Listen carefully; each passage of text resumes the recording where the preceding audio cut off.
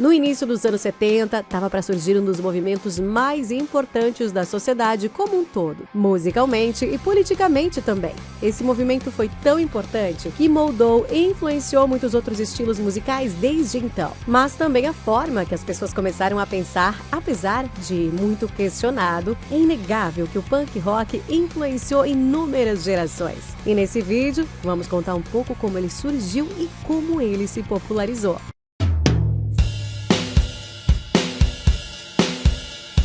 O punk rock, a princípio, é organizado em ondas e eu pretendo falar sobre todas elas, ou de bandas dessas respectivas ondas, então provavelmente esse será apenas o primeiro vídeo de uma série de vídeos sobre o tema. Enfim, como de costume, deixa seu like e se inscreve no canal, que assim você não vai perder nenhum vídeo dessa série, que eu te garanto que é um movimento que tem muita história. Mas antes de tudo, precisamos entender a sua motivação, principal motivo ou gatilho desse movimento. Então me desculpe, mas vamos a uma mini aula de história que provavelmente ninguém viu isso na escola.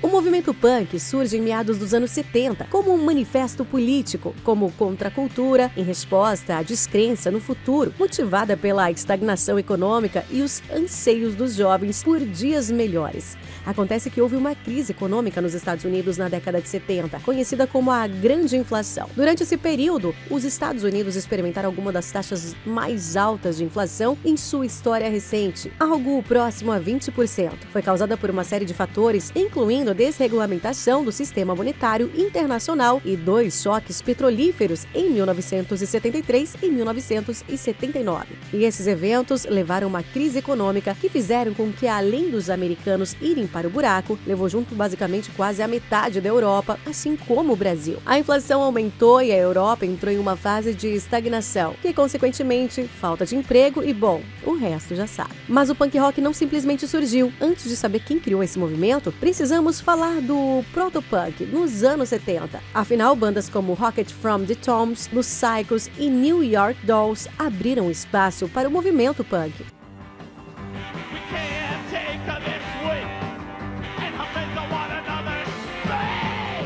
Essas bandas, no geral, não estavam originalmente ligadas entre si. Desse modo, os elementos percussores do punk rock vieram de uma grande variedade de origens, estilos e influências, principalmente do rock de garagem, e no geral, eles não eram uma referência musical, digamos assim. Os sons eram crus, grosseiros, medíocres, mas a princípio a melodia não era exatamente um quesito, até porque eles queriam uma forma de extravasar. E que forma melhor do que gritar e fazer barulho, não é mesmo? Foi então que em 74, no Queens, um dos 5 distritos de Nova York, mais especificamente no bairro de Forest Hills, quando Douglas Colvin e John Cummings decidiram montar uma banda, convidando também para a bateria um conhecido de Douglas, Jeffrey Hyman, fechando assim a formação inicial de uma banda. Apesar de ainda aqui não ser famosa, ela viria a ser uma das principais bandas do mundo, que até quem nunca ouviu uma música sequer deles, já viram pelo menos uma dúzia de pessoas vestindo suas camisetas, mesmo que vieram do camelô, os Ramones. A propósito, o nome Ramones veio por causa de um boato que surgiu com o fato de Paul McCartney se registrar em hotéis sob o pseudônimo de Paul Ramone.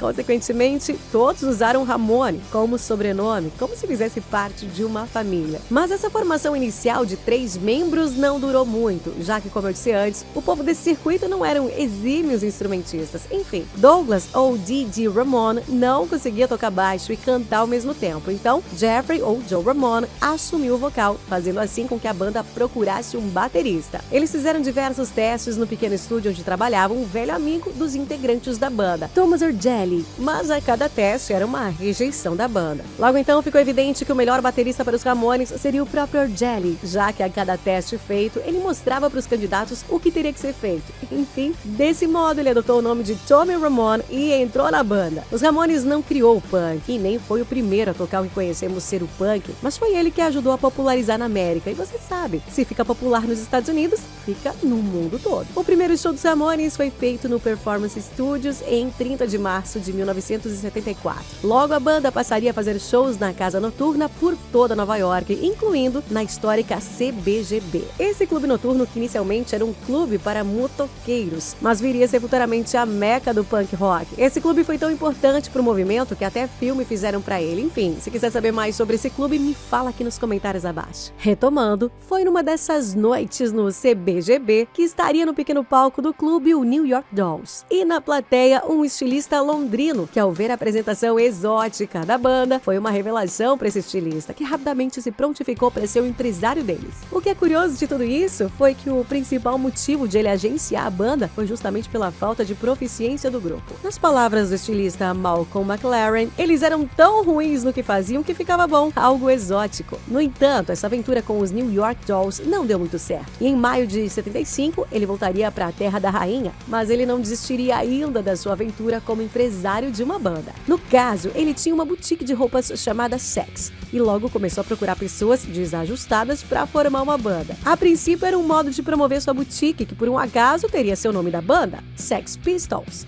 Encontrar os membros para a banda foi relativamente fácil. Como eu disse antes, nesse período de recessão, o que mais tinha eram jovens frustrados, querendo gritar sua ira, e foi como o último integrante que iria fechar a formação inicial do grupo. Mas também a grande voz deste queria afrontar a sociedade londrina e a coroa. Um adolescente de dentes podres chamado John Lydon. John, apesar de muito inteligente, o seu meio ambiente sufocava as oportunidades de emprego, além dos empregos básicos, que mal dava para se sustentar. Isso quando se achava um emprego, né? Então conseguir fazer parte de uma banda de rock foi uma saída para expressar sua raiva e uma chance de ganhar na vida, que após um teste improvisado na boutique, cantando uma música do Alice Cooper, o integrou na banda mais do que rápido. E assim como foi com o New York Dolls, o principal motivo de colocar John no vocal foi justamente a sua inabilidade em cantar. Ele era terrível, segundo McLaren.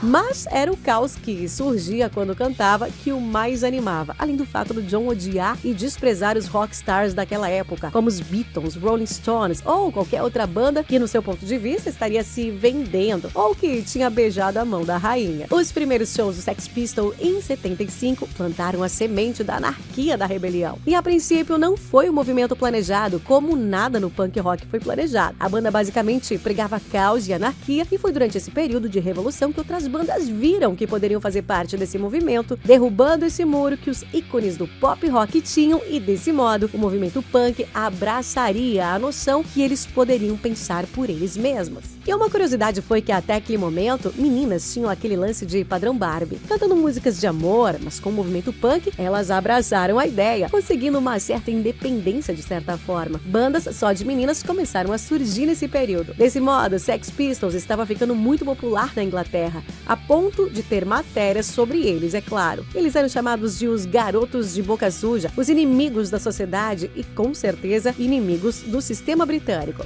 You dirty sod. You dirty old man. Well, keep going, Chick, keep going. Go on, you've got another 5 seconds. Say something You outrageous. dirty bastard. Apesar de, no geral, ser apenas publicidade negativa aparecendo nos jornais, ainda era publicidade. E eles nem sequer faziam força para isso. Era o rotineiro jornalistas bater na porta a fim de fazer uma matéria e, a princípio, a banda não tinha o menor interesse em se promover. Ou se o povo gostava da banda ou não. Então eles eram simplesmente honestos. Uma honestidade que chocava a sociedade britânica. E quanto mais os jornais batiam, mais os jovens faziam justamente o que os jornais repudiavam. Nesse momento começa a surgir uma das principais características do movimento, as suas vestimentas muito características, assim como o visual do corpo em si. E em 76 surge outra banda que queria causar nesse movimento, assim como popularizar. Mas eles iriam agir de uma forma diferente, já que enquanto o Sex Pistols basicamente pregava a rebeldia e anarquia, o The Clash também pregava a revolta. Porém, era completamente direcionado à política e questões sociais, assim como a luta dos imigrantes negros na Inglaterra. E uma das principais características dessa banda foi a incorporação elementos de reggae no seu som. Em 1977, o Sex Pistols lança uma música homônima, mas antimonarquista, God Save the Queen. Naquela altura, a monarca comemorava o jubileu de prata. A canção se transformou em hino do punk rock e fazia provocações a Elizabeth II. E claro, essa provocação teve um resultado. O disco foi censurado em todos os meios de comunicação possíveis no Reino Unido. Mas essa ação de censurar teve um resultado não esperado pela coroa, porque o povo queria saber saber o que tinha de tão proibido nesse disco para ser completamente censurado. E então começou uma caça ao disco proibido dos Sex Pistols. O disco foi o mais vendido naquele ano. Porém, no lugar do nome da banda e do disco, ficava uma tarja preta. Já no fim de 77, com uma enorme barreira feita contra os Sex Pistols, fazendo com que não conseguisse fazer apresentações em lugar algum dentro do Reino Unido, eles decidem atravessar o Atlântico e fazer uma turnê na América. E junto com o novo baixista, seu nome artístico era Sid Vicious. O grupo chegou aos Estados Unidos em 3 de janeiro de 1978 para uma turnê que não incluía grandes cidades como Nova York e Los Angeles, mas sim salões decadentes em todo o sul do país. E por meses,